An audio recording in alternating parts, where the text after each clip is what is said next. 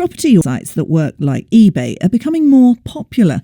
The website Rightmove, which lists homes for sale, says there's been a 10% increase in homes advertised this way, although it is still a relatively small number. But at least 6 different sites now offer this service. The biggest is called I Am Sold. It has 2,500 estate agents signed up and sells around 350 properties a month by auction. But the Property Ombudsman says that the disadvantages of buying homes like this need to be made clear. Scott Werran is from the property auction site Whoobid, still a relatively new site. Scott, in the past, traditionally, you really needed to be a cash buyer to bid for a home at a property auction. What about via a new website like yours? So it's quite an interesting concept. So you're completely right. They were so exclusive for cash buyers. The good thing about a modern method of auction is effectively a conditional auction. So the marketing period and everything is the same up until the close or the fall of the online hammer, in which the buyer and seller both enter into an exclusivity agreement where the buyer has usually 28 days in which to exchange contracts, and the seller is legally obliged to do so if the buyer is ready, willing and able within that time frame. So you've got to be absolutely ready to go in that instance. You absolutely do. You absolutely do. So it's well worth doing your due diligence before you move into that period of exclusivity. But because you do have those 28 days in which to exchange, it does open the doors for those people looking to secure some finance or do a few extra checks through inquiries with their solicitors. So if you buy via a website like yours, you have only got 28 days to complete? Yeah, we offer both different types of auction. So we will do a traditional or unconditional auction, which is an immediate exchange of contracts with completion set 28 days thereafter.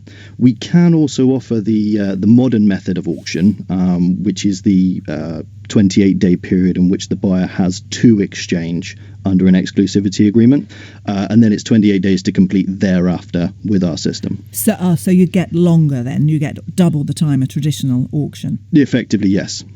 So I suppose they could appeal to people who might have a mortgage in principle in case, but they don't have to be a cash buyer like someone who's only got 28 days. Absolutely correct. So why do you think more people are using these websites now? I think there's a desire in the marketplace for the security of the process. I'm quite proud in the south here. We have a 0% fall through rate with our auctions. Some sales do fall through still, though, don't they? Some sales can fall through. Absolutely. As I say, I'm very proud of our figure here. But equally across the market as a whole, with the private treaty sales, which is the normal way of selling. The fall-through rate is actually closer to 1 in 3. So any chain of buyers more than three sellers long is statistically guaranteed to fall through. Well, we had a listener, Keith Squire, contact us because he's interested in a house that's listed for online auction only. When I first saw the house in the agents, they did mention that there's a reservation fee of 4.1% with a minimum of 6,000. They didn't explain as to whether or not that was on top of the auction price or was included in the final price. When I researched the website, it became clear that the £6,000 would be on top of any bid offer. So, in other words, if I thought the property was worth $130,000, then the most I could go to would be 124. In a traditional method, on the sort of houses I'm looking at, the agents would only normally get about £1,500. So there seems to be an extra £4,500 for no real added value. Scott Werran, why reservation fees that are so high? Well, this is something that we're looking to change because your listener is absolutely right. There are some astronomical fees that some companies are charging, and 4.2%, 5%, 6%. These have been around in the industry.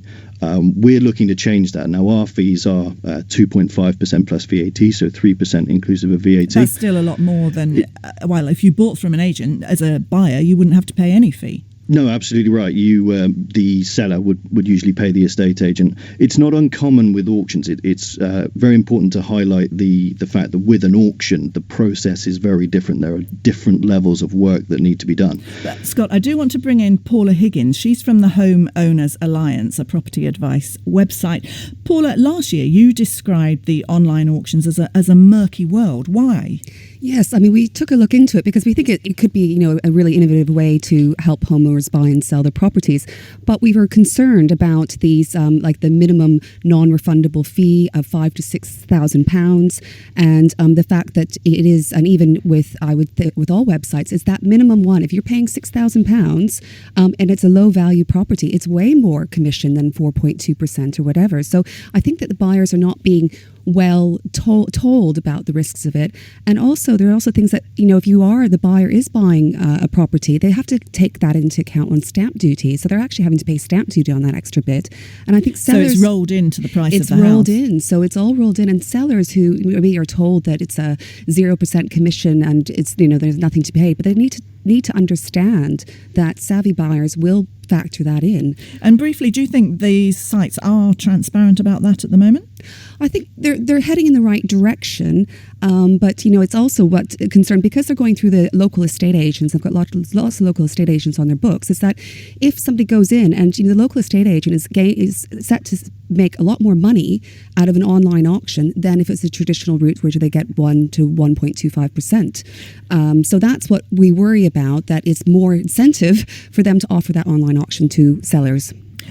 Because we should be clear that most of these sites, they're not individuals putting their homes up for auction. They are, as you say, agents putting them up. So, Scott, isn't your business model, because the agent gets a cut, you get a cut, and so it's not going to be easy to make it cheaper for people to buy in this way?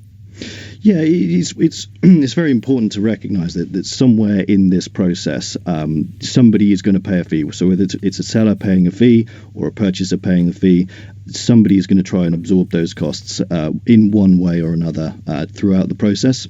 I think it was Paula who was saying there absolutely has to be more transparency, and this is what we're calling for.